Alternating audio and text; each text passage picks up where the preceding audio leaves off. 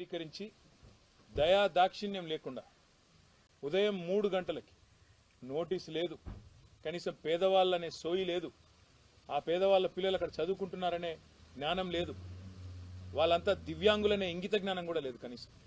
ఇంత కుసంస్కారంగా బుల్డోజర్లను ఇంటి మీదకి పంపి వాళ్ళందరినీ పొద్దున 3 గంటలకు వచ్చి నిర్దాక్షిణ్యంగా 29 ఆగస్టు నాడు కొట్టిపారేసినారు.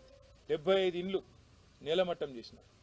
నేను రేవంత్ రెడ్డి గారిని అడుగుతా ఉన్నా, పదే పదే చెప్తుంటావు పాలమూరు బిడ్డను, నేను మీ పాలమూరు బిడ్డల ఆశీర్వాదంతోనే ముఖ్యమంత్రి అయినాను అని చెప్తా ఉంటావు. ఎందుకు నువ్వు ముఖ్యమంత్రి అయింది?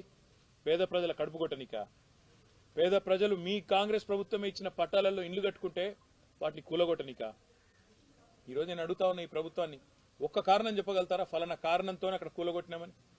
నిజానికి చిత్తశుద్ధి ఉన్న ప్రభుత్వం అయితే గతంలో కేసీఆర్ గారి ప్రభుత్వం చేసినట్టుగా పేదలు బీదలు ఉంటే వాళ్ళు గనక ఎక్కడైనా గవర్నమెంట్ స్థలంలో ఇల్లు కట్టుకుంటే జీవో నంబర్ 58, 59 కింద ఆనాడు రెగ్యులరైజ్ చేసిన ఘనత కేసీఆర్ గారి ప్రభుత్వాన్ని. అక్కడ ఎవరైనా తెలియక కట్టుకుంటే పేదవాళ్ళు కదా, ఒక గుంటెడు జాగా కంటే తక్కువ ఉంటే వాళ్ళకే లీగలైజ్ చేయండి, రెగ్యులరైజ్ చేయండి అని చెప్పి లక్షల పట్టాలు జీవో నంబర్ 58 కింద పేదవాళ్ళకు అందజేసినాం. 59 కింద 120 గజాల కంటే ఎక్కువ ఉంటే నామమాత్రం ఫీజు ఒక 10% ఫీజు పెట్టి మార్కెట్ వాల్యూలో వాళ్ళకు కూడా రెగ్యులరైజ్ చేసినాం. ఇది సంస్కారవంతమైన ప్రభుత్వం చేయాల్సిన పని. కానీ నీ ప్రభుత్వం ఏం చేస్తుంది? రోడ్డు మీద దివ్యాంగులను పడేసి వాళ్ళు పాపం కళ్ళు లేని వాళ్ళు, కాళ్ళు లేని వాళ్ళు, చెయ్యి లేని వాళ్ళు వాళ్ళను గోసబుచ్చుకుంటే, వాళ్ళ పిల్లలు రోడ్డు మీద పడితే, బడికి పోయే పిల్లలు పుస్తకాలు కొట్టుకపోతే మా శ్రీనివాస్ గౌడ్ గారు పాపం 10 రోజుల పాటు వాళ్ళకు అండగా ఉన్నాడు, వాళ్ళకు భోజనం పెట్టినాడు, వాళ్ళను శిబిరానికి తరలించి ఆదుకునే ప్రయత్నం చేసినాడు. నేను రాష్ట్ర ప్రభుత్వాన్ని, ముఖ్యంగా రేవంత్ రెడ్డి గారిని పాలమూరు బిడ్డ అని చెప్పుకునే రేవంత్ రెడ్డి గారిని అడుగుతా ఉన్నా, నీకు గనక నిజంగా సంస్కారం ఉంటే, నీకు కనీసం పేదల పట్ల ప్రేమ ఉంటే వెంటనే ఆ 75 మందికి వెంటనే తక్షణమే డబుల్ బెడ్రూమ్ ఇండ్లు కేటాయించి ఉన్నాయి. మహబూబ్నగర్లో మేము కట్టినే ఇంకా ఇయ్యని ఇంకో ఈజీగా ఇంకో 200-300 వెళ్తాయి. వెంటనే కేటాయించు, వాటిలోకి వాళ్ళని తరలించు. ఇది నెంబర్ 1 డిమాండ్.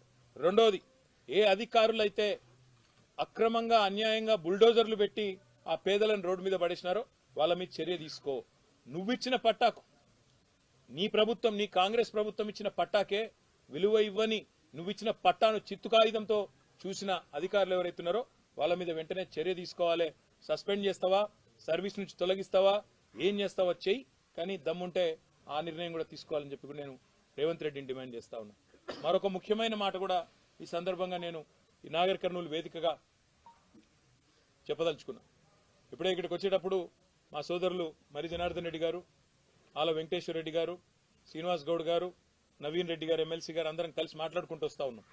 వస్తుంటే నేను అడిగిన, మరి ఏమైందన్నా, పాలమూరు రంగారెడ్డి ఎత్తిపోతల పథకం కేసీఆర్ గారు ఎంతో ప్రతిష్టాత్మకంగా ఈ వలసల జిల్లాగా పేరుపడ్డ పాలమూరును తప్పకుండా పచ్చగా చేయాలన్న ఉద్దేశంతో కేసీఆర్ గారు ఒకవైపు పెండింగ్ లో ఉన్న ప్రాజెక్టులన్నీ కూడా కల్వకుర్తి కావచ్చు, భీమా కావచ్చు, నెట్టెంపాడు కావచ్చు, వాటిని శరవేగంగా రన్నింగ్ ప్రాజెక్టులుగా మార్చి పూర్తి చేసి 8 లక్షల ఎకరాలకు నీళ్ళిచ్చిన నాయకుడు కేసీఆర్ గారు ఒక పాలమూరు జిల్లాలో.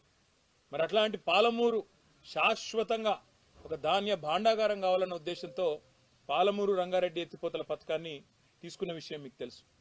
అందులో రిజర్వాయర్లు అన్ని పూర్తయినాయి. వట్టెం కావచ్చు, కరివెన కావచ్చు, ఉద్దండాపూర్ కావచ్చు, ఏదుల కావచ్చు, అన్ని కూడా నార్లాపూర్ కావచ్చు, ఇవన్నీ కూడా పూర్తయిపోయినాయి. పూర్తి కావడమే కాకుండా కేసీఆర్ గారు ముఖ్యమంత్రిగా ఉన్నప్పుడే అందులో కొల్లాపూర్లోనే మరి నార్లాపూర్ దగ్గర అనుకుంటా ఒక పంపు కూడా ఆన్ చేసి ఆనాడు నీళ్లు కూడా వదలడం జరిగింది.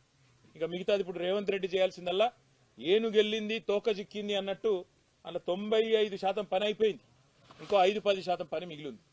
కేవలం ఆ కాలువల కోసం ఏదైతే భూసేకరణ చేయాలో ఆ పని చేయాలా.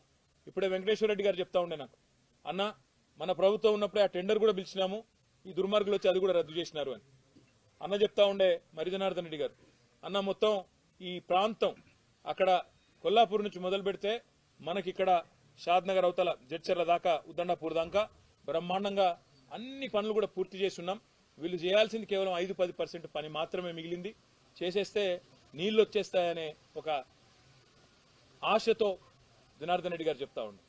నేను రేవంత్ రెడ్డి గారిని డిమాండ్ చేస్తా ఉన్నా, మీరు 90-95% పనులు పూర్తయిన పాలమూరు రంగారెడ్డి ఎత్తిపోతల పథకాన్ని ఎందుకు పట్టించుకుంటలేవు? పూర్తి చేస్తే కేసీఆర్కి మంచి పేరు వస్తుందనా?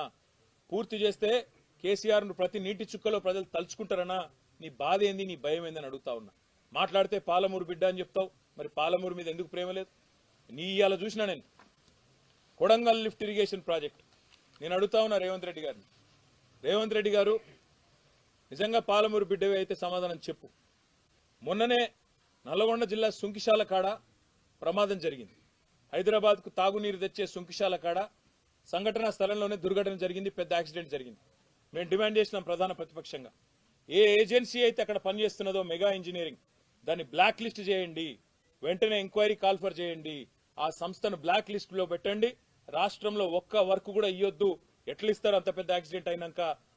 మరి దాదాపు 75-80 కోట్ల రూపాయల ప్రజాధనం నష్టం జరిగింది అక్కడ. వెంటనే ఎంక్వైరీ చేసి అధికారుల మీద చర్యలు తీసుకొని వాళ్ళను బలిపశువులను చేయడం కాదు, ఆ సంస్థను బ్లాక్ లిస్ట్ చేయమని చెప్పి డిమాండ్ చేసినాం. కానీ ఇలా పొద్దున వార్త చూసినా నేను, నెల రోజుల కింద కూడా నేను చెప్పా ఈ మాట, మళ్ళా కూడా చెప్తా ఉన్నా. నెల రోజుల కిందనే వార్తలు వచ్చినాయి, కొడంగల్ లిఫ్ట్ ఇరిగేషన్ కూడా మెగా ఇంజనీరింగ్కే కట్టబెడతారు, వాళ్ళకే ఇస్తారు అని. మరి ఈరోజే పొద్దున వార్త వచ్చింది, కొడంగల్ లిఫ్ట్ ఇరిగేషన్ ప్రాజెక్టును దొంగలు కలిసి ఊర్లు పంచుకున్నట్టు 4350 కోట్ల రూపాయల ప్రాజెక్టు ముఖ్యమంత్రి సొంత నియోజకవర్గం.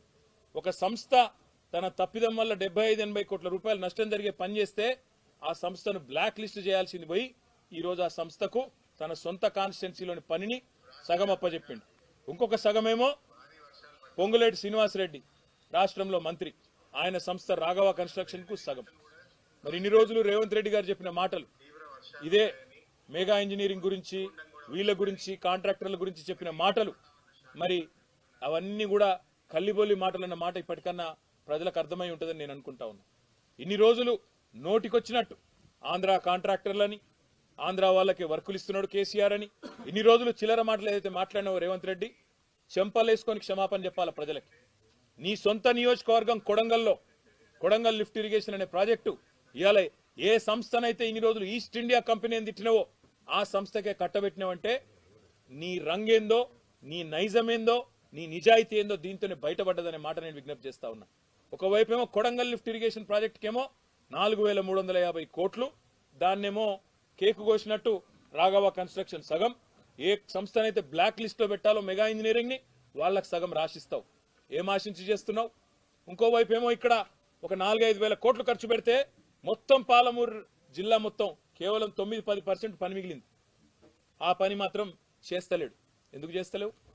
మనసు వస్తలేదా? కేసీఆర్ గారికి పేరు వస్తుందని భయమా?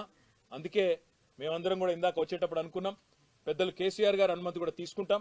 తొందరలోనే ఎట్లా అయితే మేడిగడ్డకు పోయినామో మొత్తం శాసనసభ్యులందరం కలిసి అదే పద్ధతుల్లో శాసనసభ్యులు, శాసన మండలి సభ్యులు, మా గౌరవ రాజ్యసభ సభ్యులు అందరం కూడా పార్టీ సీనియర్ నాయకులు, మాజీ శాసనసభ్యులు, పాలమూరు ఉమ్మడి పాలమూరు యొక్క నాయకులందరం కూడా కలిసి పెద్ద ఎత్తున బయలుదేరిపోతాం.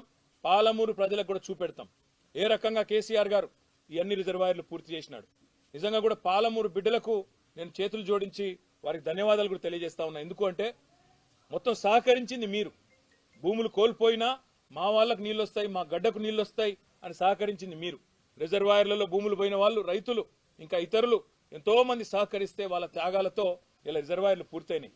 రిజర్వాయర్లు పూర్తయిపోయి కేవలం ప్రవాహ కాలువలు దవ్వి పంపులాన్ చేయాల్సింది ఉంటే ఆ పని చేయకుండా మెగా ఇంజనీరింగ్ కు, రాఘవ కన్స్ట్రక్షన్ కు అత్తసొమ్ము అల్లుడు దానం చేసినట్టు ఏ కంపెనీలనైతే బూతులు తిట్టిండో ఇన్ని రోజులు, ఏ కంపెనీలనైతే ఇన్ని రోజులు ఇష్టం వచ్చినట్టు ఈస్ట్ ఇండియా కంపెనీ అని, లూట్ కంపెనీ అని, జూటా కంపెనీ అని, ఆంధ్ర కాంట్రాక్టర్లని ఇదే రేవంత్ రెడ్డి నోరు బారేసుకున్నాడో ఇలా వాళ్ళకే 4350 కోట్లు నీ సొంత నియోజకవర్గంలో ఇచ్చినావు కదా, దాని మీద సమాధానం చెప్పవలసిన బాధ్యత నీ మీద ఉన్నదని చెబుతూ మొత్తం ఎమ్మెల్యేలు కానీ మొత్తం మా పార్టీ యొక్క సీనియర్ నాయకుల బృందం మొత్తం తొందరలో పర్యటనకు బయలుదేరుతాం. 2 రోజుల పర్యటన పెట్టుకుంటాం. ప్రతి రిజర్వాయర్ ప్రజలకు చూపెడతాం, ప్రతి పంప్ హౌస్ దగ్గరికి పోతాం. పోయి రాష్ట్ర ప్రజలకు పాలమూరు రంగారెడ్డి ఎత్తిపోతల పథకం విషయంలో మా ప్రభుత్వం ఎంత చిత్తశుద్ధిగా పనిచేసిందో, ఈ ప్రభుత్వం కావాలని ఎట్లా గత 9 నెలలుగా దాన్ని తొక్కి పెడుతున్నదో, పాలమూరుకు నీళ్లు రాకుండా చేస్తున్నదో ఈ విషయాన్ని కూడా తప్పకుండా ఎండగడుతూ మరి ఆ యాత్రను కూడా నిర్వహిస్తామని చెబుతూ తొందరలో తప్పకుండా మళ్ళీ మీ అందరినీ కలుసుకుంటానని కూడా చెప్తూ ధన్యవాదాలు. Thank you.